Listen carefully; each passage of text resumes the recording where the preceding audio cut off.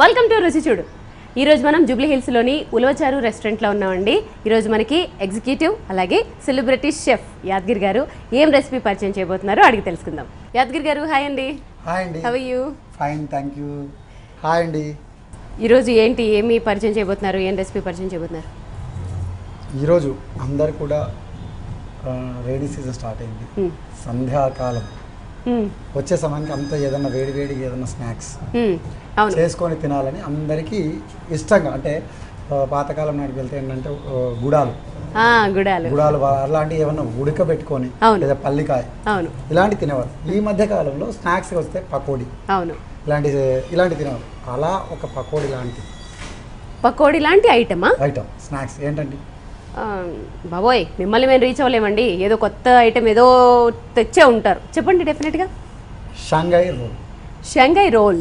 ఓ షంఘై role, spring roll అంటే అందరికీ తెలుసు. ఓకే, అలాంటిది ఒక డిఫరెంట్ రెసిపీతో అందరికి ఇష్టమైన వెజిటేబుల్స్తో షంఘై రోల్. నాకు ఒక ఐడియా అయితే వచ్చేసింది. నేను ఇంతకుముందు మీరు పకోడీ అంటే పకోడీలా ఉంటుంది అనుకున్నాను. కాదు, ఇది వెజ్ రోల్లా ఉండే డిఫరెంట్. సరే, దీనికి కావాల్సిన పదార్థాలు చెప్తారండి? తురిమిన క్యారెట్, స్ప్రింగ్ ఆనియన్, కొత్తిమీర, పన్నీర్, మైదా, కార్న్ఫ్లోర్, అల్లం వెల్లుల్లి, తరిగిన పచ్చిమిర్చి, టమాటా సాస్, చిల్లీ పౌడర్, ఉప్పు, మిరియాల పొడి. కావాల్సిన పదార్థాలు చూసాం కదా, తయారు చేయ విధానం ఇప్పుడు చూద్దాం. సో ఫస్ట్ ఏంటండి ప్రాసెస్ ఏంటి, ఏం చేయాలి? కొంచెం ఇంగ్రీడియంట్స్ కొంచెం చాలా ఎక్కువగానే ఉన్నాయి, కానీ నాకు ఒక డౌట్ అండి. మీరు కాబట్టి చాలా ఫైన్ గా చాలా చిన్నగా కట్ చేయగలుగుతారు. అవి అలాగే కట్ చేయాలా? ఒక్కొక్కసారి ఇవ్వండి. అసలు ఇది పచ్చిమిర్చేనా? అబ్బా, ఇంత సన్నగా కట్ చేయాలంటే హౌస్ వైఫ్ వల్ల అవుతుందా? జీడిపప్పు అంటే కొంచెం మిషన్స్ వచ్చాయనుకోండి. నేను ఒకసారి కొన్నాను బయట ఎక్కడో. మనం ఇలా చాప్ చేస్తే అయిపోతుంది. ఇవి ఎలా అండి మరి? ఇప్పుడు ఇవి ఎంత సన్నగా రావాలంటే ఎలా? చాపర్లో వేసేయాలా? చాపర్లో వేయదండి, చిన్నగా కట్ చేసుకుంటే సరిపోతుంది. అవి కూడా నన్ను అడిగితే ఎలా చెప్తాను శ్రీవాణి, కొంచెం ట్రై చేయాలి అన్నట్టు పెట్టారు ఎక్స్ప్రెషన్. సరే, నేను కూడా మీకు అదే చెప్తాను. ట్రై చేయండి, ట్రై చిన్నగా వచ్చేంత వరకు. ఎందుకంటే కట్ చేస్తే ఆటోమేటిక్గా వస్తుంది. ఇప్పుడు సింపుల్ ఎగ్జాంపుల్ ఏంటంటే, రుచి చూడులో మీరు చూస్తున్న ప్రతిదీ కూడా మీరు ట్రై చేస్తుంటారు, వస్తుంది. సేమ్ ఇది కూడా మీరు ట్రై చేస్తే వచ్చేస్తుంది అంతే. సో అల్లము, పచ్చిమిరపకాయలు చాలా ఫైన్గా చాప్ చేసుకోవాలండి. అలాగే ఉల్లికాడలు కూడా, స్ప్రింగ్ ఆనియన్ కూడా చాలా ఫైన్గా, అన్ని ఫైన్గా చాప్ చేసుకున్నారు. ఎందుకంటే రోల్ చేయాలి కదా. సో మేబీ దీంట్లో ఇక్కడ మనము స్ప్రింగ్ రోల్ పత్తా నేను ముందే కొట్టి పెట్టేశాను. అయితే దీన్ని మేము ఎలా చేసుకోవాలనుకుంటే 2 రకాలండి. ఓకే, ఇలా ఉంటుంది. మీరు ఒకసారి ఎక్స్ప్లెయిన్ చేస్తే బాగుంటుంది మీ చేతితో. ఏంటండి ఇది ఎలా చేస్తారు? అసలు ఎలా ఉందో ఏమండి? మక్మల్ క్లాత్ ఉంటుంది కదా, అలా ఉంది ఎగ్జాక్ట్గా. వావ్. ఒకవేళ ఓపిక ఉంటే మీరు ఇంట్లో కూడా తయారు చేయడానికి రెసిపీ చెప్తాను, నోట్ చేసుకోండి. లేదు అనుకుంటే మీకు సూపర్ మార్కెట్లో వాంటెన్ పత్తా అని దొరుకుతుంటుంది, అది తెచ్చుకొని చేసుకోవచ్చు. వాంటెన్ పత్తా అని దొరుకుతుందట. మేబీ అఫ్కోర్స్ అండి, షెఫ్స్ చేసేవి ఎగ్జాక్ట్గా కొన్ని మనం చేయలేం. నాకు తెలిసి ఇలా చేయడం అంటే ఎక్స్పీరియన్స్ కావాలి. సో ఇది వచ్చేదాకా తర్వాత చేద్దామంటే రెసిపీ మర్చిపోతాము. కాబట్టి సింపుల్గా రెసిపీ నేను చూపిస్తాను. పత్తా కూడా తయారు చేసే విధానం నేను చెప్తాను, మీరు నోట్ చేసుకోండి. చెప్పండి. మైదా, కార్న్ఫ్లోర్, ఎగ్. ఎన్ని పాళ్ళు, ఎంత పాళ్ళు అంటే 1 కప్పు. ఎగ్జాంపుల్ ఇక్కడ పెట్టాను, మీకు ఎక్స్ప్లెయిన్ చేయడం కోసం ఇక్కడ పెట్టాను నేను ఆల్రెడీ. ఓకే, ఇగో 1 కప్పు మైదా. ఓకే, అదేవిధంగా same 1 cup cornflour. Okay, 1 egg. Okay, వేసి బాగా కలుపుకోవాలి. బీట్ చేయాలి బాగా చిక్కగా. జారుడు పిండి అంటే మనము అట్ల కోసం చూసారా, దోశ పిండి లాగా. దోశ కంటే కూడా ఇంకా కొంచెం లూజ్, ఇంకా లూజ్గానా? ఇంకా కొంచెం అట్లు పిండి. ఓకే, అట్లా తెలుసా? తెలుసు. అట్ల పిండి లాగా లూజ్గా చేసి బాణీలో పోసుకొని ఇలా సెంటర్లో పోసుకొని అప్పం వేస్తూ ఉంటారు చాలా వరకు. అలా తింపి దాన్ని ఫ్లేమ్ పెట్టి తీసే ఇలా వస్తుంది. మరి నాకు డౌట్ ఏంటంటే, ఈ 2 కప్పులకి 1 ఎగ్ వేస్తేనే అంత లూజ్గా వస్తుందా? అవును, వచ్చేస్తుందా? కొంచెం వాటర్ కలుపుకోవాలి, అది డౌట్. ఓకే, చూస్తున్నారు కదండి.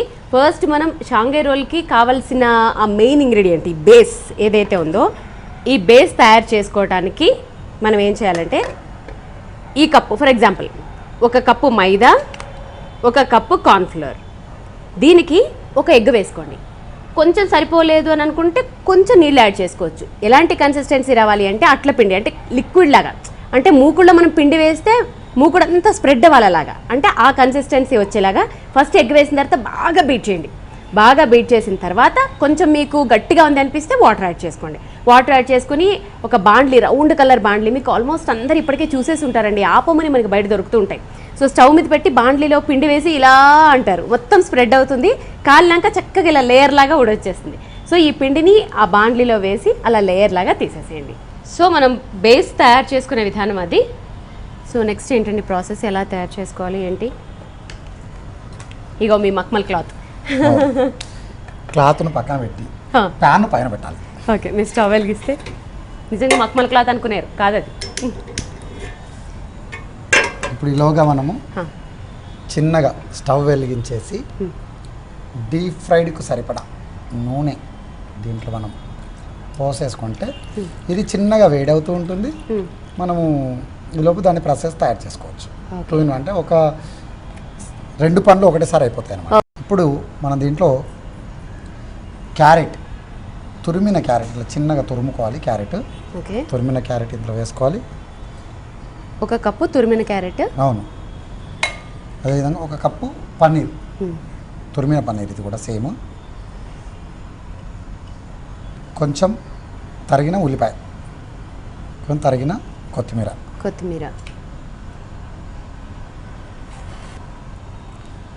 సన్నగా తరిగిన జీడిపప్పు, సన్నగా తరిగిన అల్లం ముక్కలు, సన్నగా తరిగిన పచ్చిమిర్చి. స్పైసీ బాగా ఇష్టపడే వాళ్ళు ఎక్కువ స్పైసీ వేసుకోవచ్చు. ఓకే, అంటే ఓవరాల్గా ఇప్పుడు మనం వేస్తున్న స్పైసీనెస్ ఏదైనా ఉందంటే అది ఒక పచ్చిమిర్చినే, కాబట్టి మీకు కావాల్సినంత వేసుకోవచ్చు.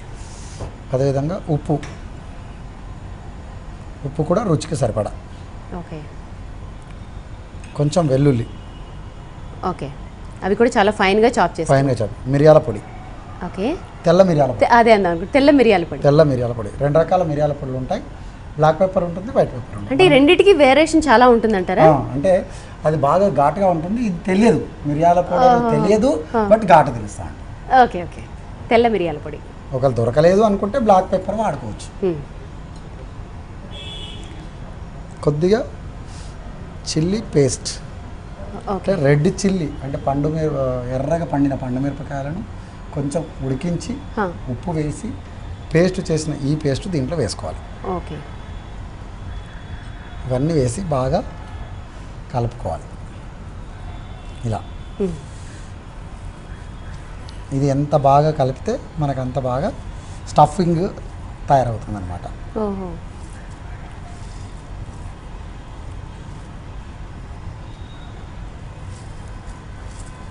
ఇలా బాగా కలిపి దీంట్లో కొద్దిగా కార్న్ఫ్లోర్, ఇందులో కొంచెం కార్న్ఫ్లోర్ వేసుకోవాలి.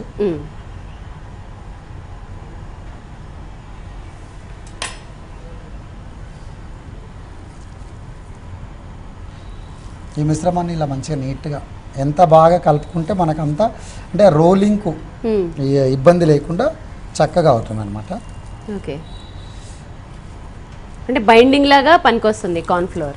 అవునండి. ఓకే, ఇలా మనం చక్కగా కలుపుకొని ఇంకా కొద్దిగా కార్న్ఫ్లోర్ దీంట్లో యాడ్ చేసుకోవాలి.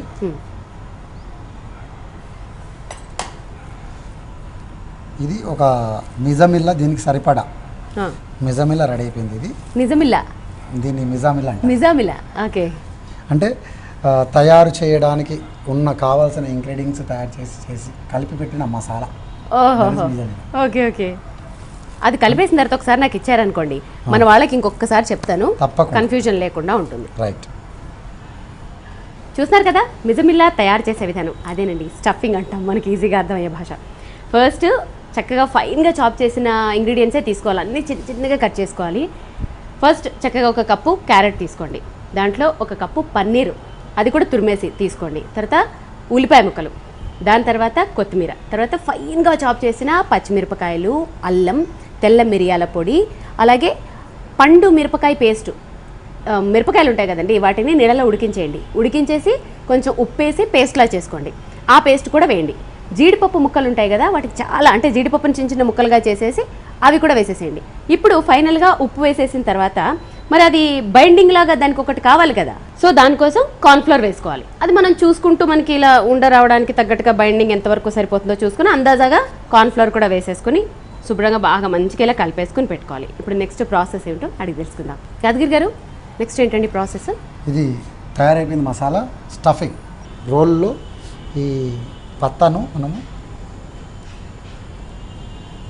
మీరు అన్నారు కదా మక్బలి క్లాత్, ఆ క్లాత్లో ఇది వేసి మూట కట్టి దాంట్లో వేయాలి. ఇప్పుడు ఓకే,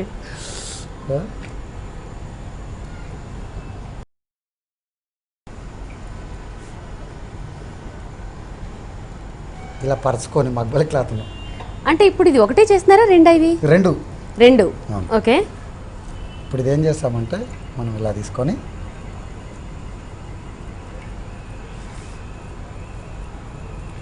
ఇదొక్కటి మీరు చేసుకునేటప్పుడు కొంచెం జాగ్రత్తగా చేసుకుంటే చాలు. విడిపోకుండా దానికి చిరిగిపోకుండా చేసుకోవాలంటారా? అవునండి. పైన పొర చిరిగిపోయింది అనుకోండి, అది స్టఫింగ్ బయటకు వచ్చేస్తుంది. ఓకే,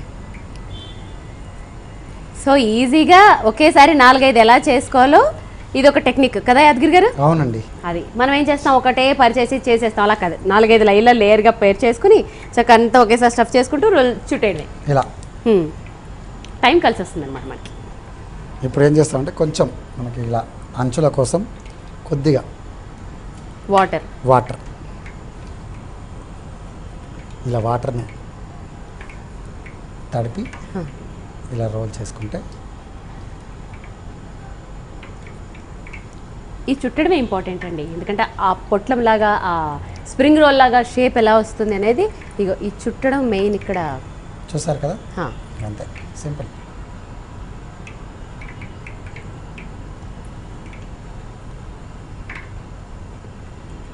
ఎడ్జ్లో ఏం చేద్దామంటే ఇలా మనం ఇది మిజా సెట్ అయిన తర్వాత ఎడ్జెస్ కూడా ఇలా కట్ చేసేసుకోవాలి. ఓకే, ఎక్స్ట్రా ఉన్న ఎడ్జెస్ని తీసేసుకోవాలన్నమాట. ఈ ఎడ్జెస్ కూడా మనం కొంచెం వాటర్ ఇలా పెట్టేసుకొని ఇది క్లోజ్ చేసుకోవాలి అంతే.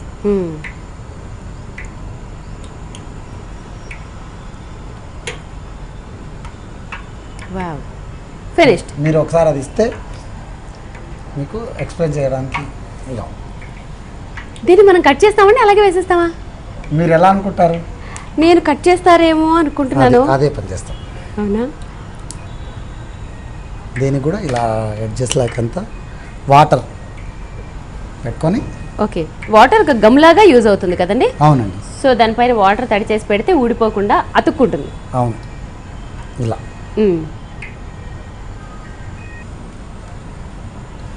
ఇప్పుడు ఇలా మనం చిన్నగా ఈ ఒక్క రౌండ్ మీరు చుట్టేంత వరకు కొద్దిగా గమనించి చక్కగా చేయగలిగితే మీకు ఇంకా వచ్చేసినట్టే. ఇదొక్కటి కొంచెం మీకు రోల్ చేయడం ఒక్కటే కొంచెం ఇబ్బందిగా ఉంటుంది, బట్ కొంచెం ఓపిక అంతే పెడితే డెఫినెట్లీ.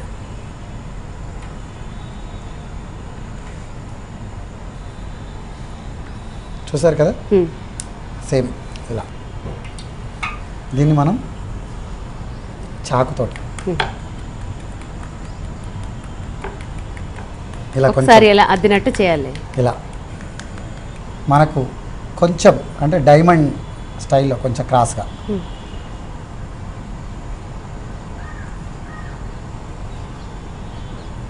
క్రాస్గా. ఓకే ఓకే, ఇలా కట్ చేసుకోవాలి. ఓకే, చిన్న చిన్నగా. ఇలా అది ఇచ్చేసి దాంట్లో వేసేసుకున్నాను.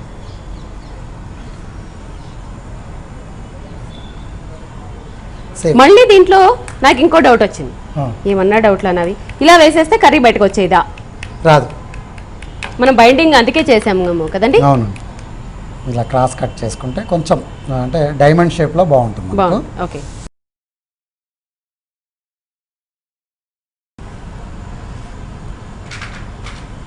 ఇప్పుడు ఈ విధంగా కట్ చేసి ఇక్కడ నూనె వేడైపోయింది మనకు, ఇందులో వేసేసుకోవాలి.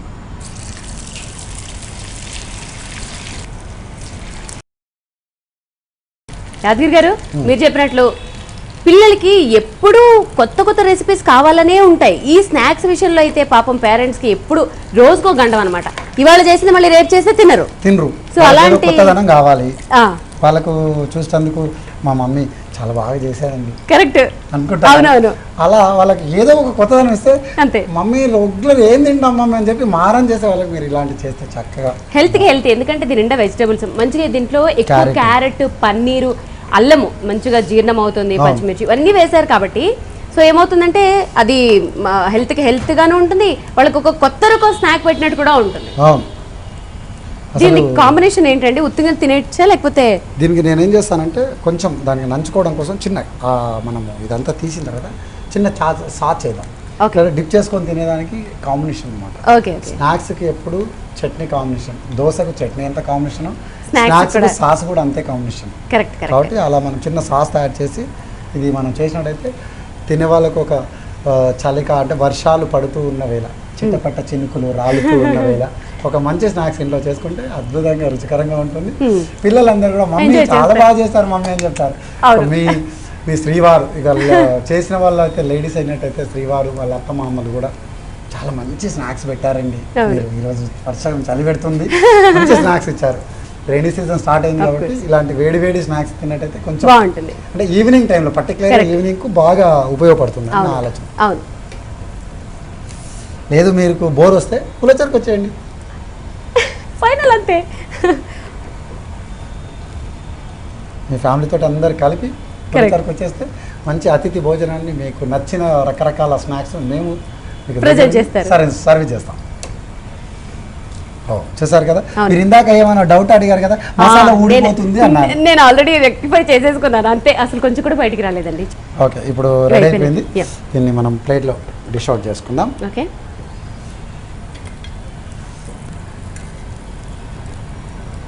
ఇది ఎప్పుడైనా సరే స్పీడ్ డీప్ ఫ్రైడ్ చేయకుండా స్లిమ్లోనే చేయాలి దీన్ని. ఓకే, అంటే స్లిమ్లో చేస్తే కరకరలాడుతుంది. ఓకే, అవునులేండి. హైలో పెట్టేసుకుంటే లోపల స్టఫింగ్ కూడా మాడిపోతుంది. స్టఫ్ మాడిపోతుంది, టేస్ట్ రాదు.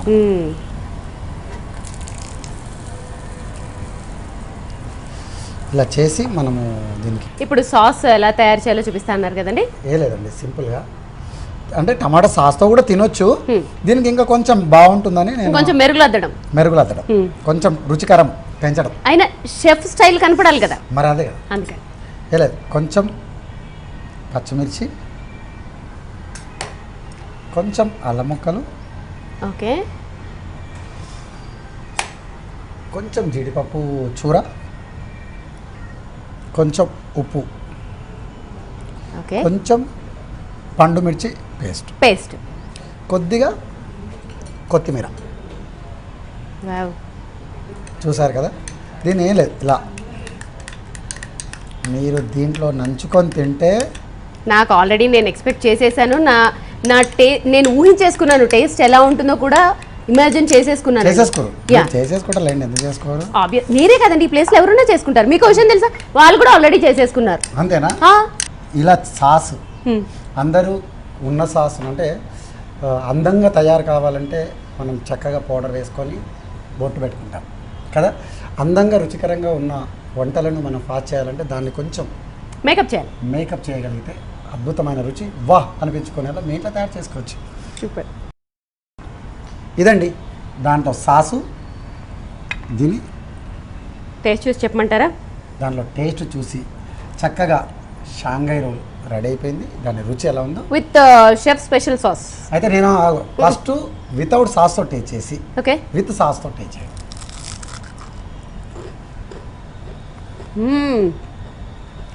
బాగా క్రిస్పీగా ఉంది. క్రిస్పీ ఒకటి, అల్లం వేశారు కదా, ఎంత బాగా తెలుస్తుందండి ఆ టేస్ట్. మిగిలినవి కూడా పకోడీలాగా ఫ్రై అయ్యాయేమో, ఆ పైన మనకి ఏదైతే లేయర్ ఉన్నాయో అవి కరకరలాడుతున్నాయి, వాటితో పాటు ఆ లోపల కర్రీ ఏదైతే ఉందో సూపర్గా ఉంది. ఇప్పుడు సాస్తో తింటాను. అబ్బా అదిరిపోయింది షెఫ్, ఎక్సలెంట్ అండి. నిజంగా పిల్లలు మాత్రం డెఫినెట్గా యాదగిరి గారు చెప్పినట్టు ఇది కనుక మీరు చేస్తే హుర్రే అంటారు డెఫినెట్గా. చాలా సింపుల్, తప్పకుండా ట్రై చేయండి.